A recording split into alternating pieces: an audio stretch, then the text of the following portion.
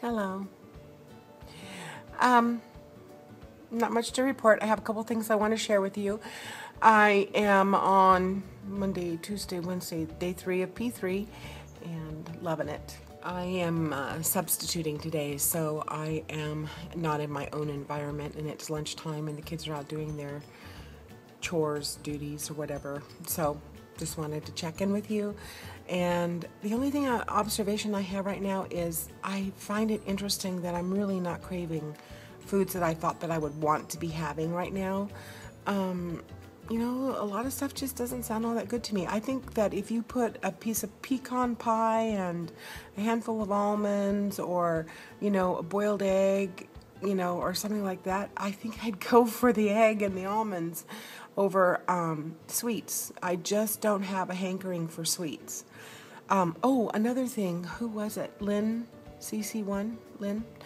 By the way, Lynn, I'm coming to Seattle on March 25th, 26th, 27th. We're staying downtown Seattle in the Camlin Hotel, just in case you want to come down to Pike Market and meet me. And I can meet you. And we can meet each other by the pig, the big brass pig. But what was I going to say? Oh, the Think Thin bars. Winco has like 12 different flavors, and most of them are sugar-free. I looked at it after looking at your vlog, and you said that only 3 of them were.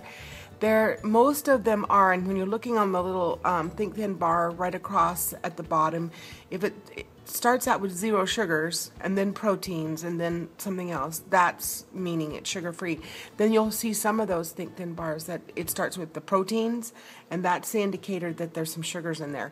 But I got like 6 different flavors, and haven't tried them all, but one of my favorites is the tangerine creamsicle.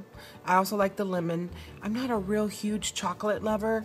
I will eat chocolate occasionally. I do like my chocolate delight. And Terry, I'm going to try the raw fudge. I went to Winco and ground up some almonds, and I'm going to try making that maybe tonight, who knows. Also, I read something that I wanted to share with you about craving chocolate.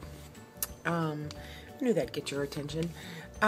This magazine article says that the reason why people crave chocolate is because they're lacking in omega-3 fatty acids, and that if you take fish oil, you need to take 1 gram of fish oil containing both EPA and DHA, and the reason why it works is because the omega-3 fatty acids soften your brain cell membranes to allow serotonin to get in, and so that helps with chocolate cravings.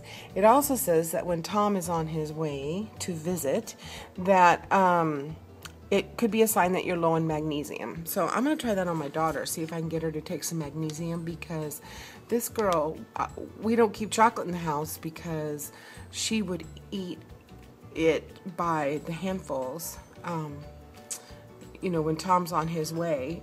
But we do have chocolate chips. So she consumes a bag of chocolate chips every month. So I thought that was kind of interesting little data. I don't know if it works, but it'd be worth a try. So that's magnesium. It says it's often a sign that you're low in magnesium, which is a mineral that calms jangled nerves. I found a recipe that I've been wanting to try, and I couldn't do it until I was on P3, but it's a roast that you make, and so I wanted to share it with you.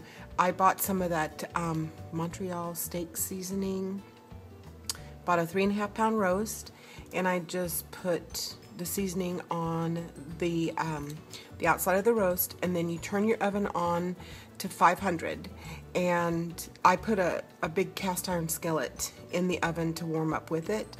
And so I just put seasoning on the outside of the roast. You turn your oven to 500, and as soon as it comes to temperature, you throw the roast onto that pan, it sizzles, shut the oven, and you cook it 5 minutes per pound for the roast. So I cooked it for 17 minutes, and then I turned the oven off, and then you just let the oven cool down to room temperature, and without opening the oven at all. So I got up like in the middle of the night because I threw it in the oven like at 7 something at night, and took it out of the oven, and then it was so good.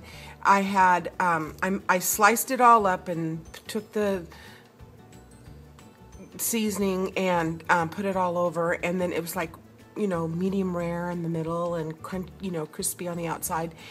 And then this morning I made a big romaine salad and put some of this roast beef on top for my meat protein and had that for lunch. It was so good, you guys. It was so good and so fast. 500 degrees, 5 minutes per pound, and then you just turn the oven off and you don't open it. Anyway, totally cool.